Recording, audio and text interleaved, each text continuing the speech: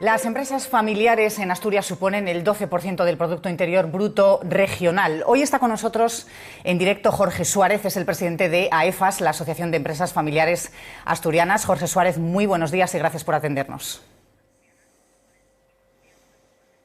Hola, muy buenos días. Gracias a vosotros.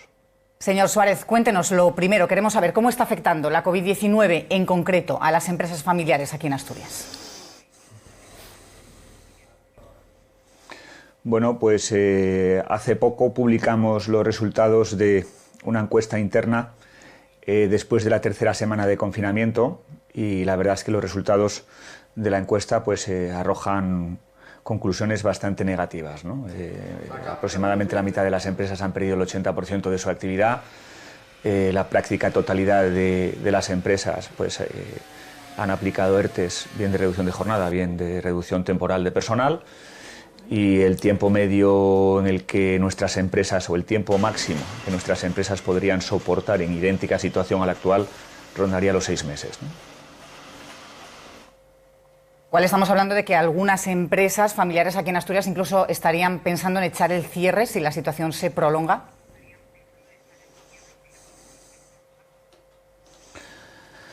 Las empresas familiares tenemos vocación de duración y de largo plazo. Yo creo que ese es uno de nuestros valores distintivos y yo creo que ninguna de nuestras empresas va a rendirse salvo que no tenga más remedio, ¿no? Es decir, que tenemos empresas en esta región en cuarta y quinta generación que llevan más de 100 años trabajando y no es el rendirse una de nuestras características. Lo que ocurre es que la situación la verdad es que es ciertamente negativa y la economía española desgraciadamente no está preparada para afrontar una situación de este tipo, ¿no? Señor Suárez, el Gobierno central ha aprobado este fin de semana una nueva línea de crédito SICO por valor de 20.000 millones de euros. Es la cuarta línea con la que ascienden a 80.000 millones de un montante total de 100.000 que aprobó el Ejecutivo. ¿Les parecen bien estas ayudas y les están llegando? Porque el presidente también dijo este fin de semana, pidió agilidad a los bancos para que lleguen estos avales a empresarios, a autónomos y a pymes. A ver, en el corto plazo, todo este tipo de medidas de incremento de la liquidez, desde luego que ayudan. Yo tengo que decir que el principal defecto que nosotros hemos encontrado para este tipo de ayudas es la velocidad. La velocidad de implementación o de solución a los problemas por parte de la Administración no tiene nada que ver con la velocidad que necesitan las empresas. Es decir, el concepto de urgencia para la Administración y el concepto para las empresas es completamente distinto. Entonces, en el corto plazo son buenas medidas. Ahora, en el largo plazo, yo creo que nuestra economía no puede estar en permanente déficit. Es decir, que una familia o una empresa organizan su gasto como función de su ingreso, ¿eh? Esto es muy sencillo. Es decir, uno no gasta generalmente más de lo que ingresa.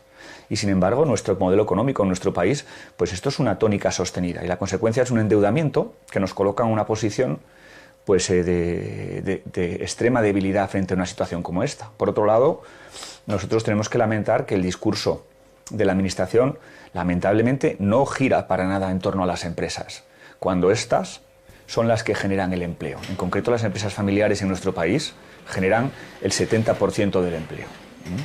Y hemos visto cómo las ayudas del Gobierno en su conjunto pueden ascender aproximadamente a un 11% del Producto Interior Bruto del país, cuando Francia e Italia ya duplican esos valores, 22 y 23 respectivamente, y en el caso de Alemania estamos en un 60% de su PIB, lo cual es 6 veces en proporción y en cantidad muchísimo más, teniendo en cuenta que el tamaño de su economía triplica el nuestro, ¿no? Pero no es solo las ayudas en fase COVID, es que en el año 2001, por ejemplo, las empresas españolas recibieron unos 7.500 millones de euros de ayuda y en el 2017 3.000.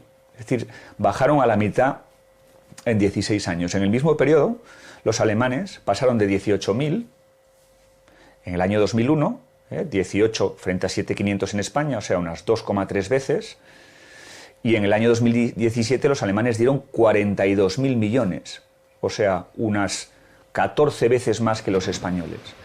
Y en el caso de Francia, es 3 o 4 veces más, y en el inglés similar. Es decir, que el principal problema que nosotros vemos es que las decisiones no giran en torno a las empresas, ni las empresas están colocadas en la situación de protagonismo que debieran, ¿no?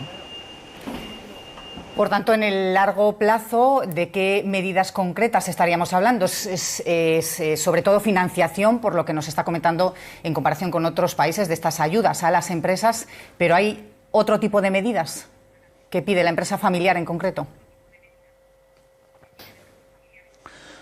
Claro que sí. Por ejemplo, pues la eficiencia en el gasto público. Es decir, recordemos que los europeos somos el 7% de la población mundial. De cada 100 personas en el mundo, 7 son europeas. Y de cada 100 euros de gasto social en el mundo, en todo el planeta, 50 son europeos. 7% de población, 50% de gasto público. ¿Estamos las empresas en contra del gasto público? No estamos en contra del gasto público las empresas. Las empresas lo que queremos es que el gasto público sea eficiente, que el dinero se destine donde se tiene que destinar. Por ejemplo, mejor educación. No es tanto un discurso de si el sistema tiene que ser público o privado, como de que si tiene que ser bueno o malo. Necesitamos sistemas buenos porque tenemos suficientes recursos económicos para ello.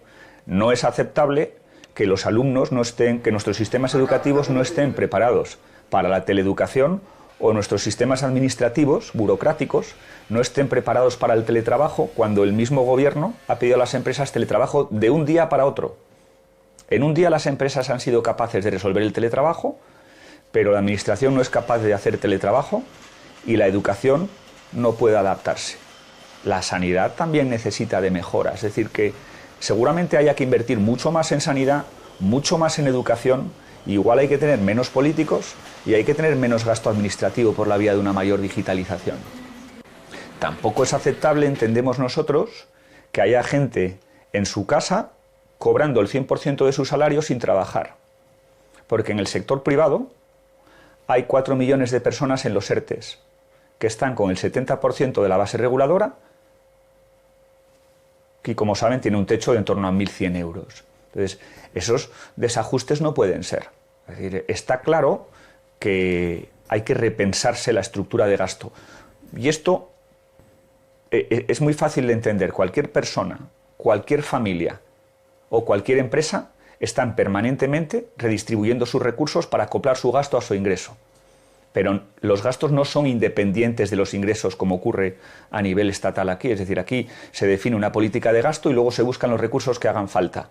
Consecuencia, pues 1,2 billones de endeudamiento.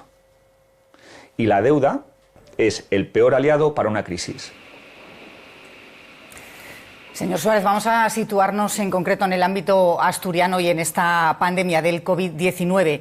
Cuéntenos, ¿cuál es el sector más afectado por la COVID-19 en la empresa familiar aquí en Asturias? ¿Cuál es el sector productivo?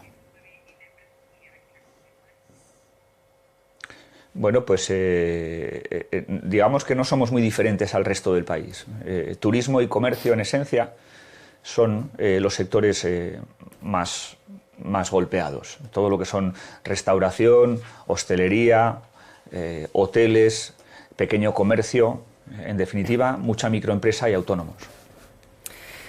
Una de sus últimas peticiones son protocolos sanitarios claros para poder abrir con seguridad los negocios. Temen denuncias por posibles contagios con la ya reapertura de algunos establecimientos, tipo comercios, tipo hoteles.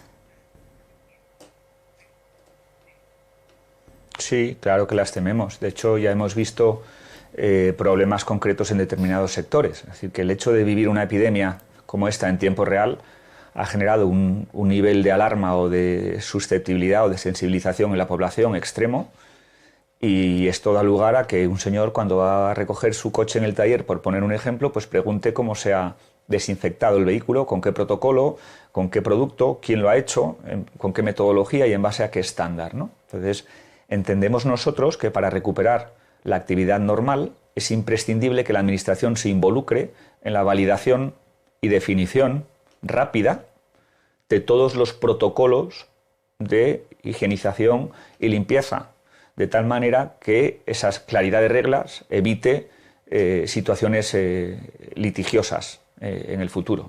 Entendemos asimismo que es imperiosa la necesidad de una normalización de la economía. Es decir, que aquí estamos asistiendo a un problema sanitario, desde luego, pero el problema económico no es menor.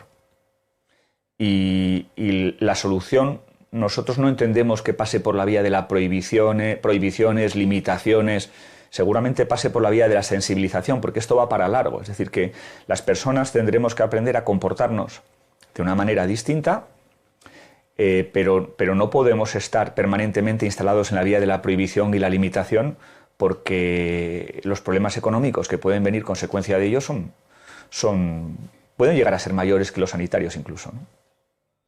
¿Y esos problemas económicos, señor Suárez, los afronta la empresa familiar mejor, peor, igual que otro tipo de empresas? Las empresas familiares yo creo que lo afrontan mucho mejor que cualquier otro tipo de empresa. ¿Y por qué decimos esto? Pues porque las familias que dirigen esas empresas o que trabajan en esas empresas viven en ese territorio. Esas empresas son su medio de vida, además del de muchas otras personas y familias que trabajan en esas organizaciones. Y por tanto, la posibilidad de que esas familias dejen de apostar por su empresa es muy reducida. Seguramente en una multinacional, la persona que dirige esa multinacional pues es de otra nacionalidad o tiene unos objetivos personales determinados que no están directamente ligados con la permanencia sine die o la supervivencia de esa empresa en el territorio. En el caso de las empresas familiares, como las empresas son nuestro medio de vida, pues los primeros que luchamos por la pervivencia y la supervivencia de nuestras empresas, pues somos los propios dueños o gestores de dichas empresas, ¿no? Entonces yo creo que no sé si estamos mejor preparados, la verdad, pero desde luego más ganas que nosotros de que las cosas continúen y que nuestras empresas supervivan, yo creo que no las tiene nadie. Bueno, pues Jorge Suárez, presidente de AEFAS, la Asociación de Empresas Familiares Asturianas, muchas gracias por habernos atendido en este informativo matinal de TPA. Gracias y buenos días. Gracias a vosotros, buenos días.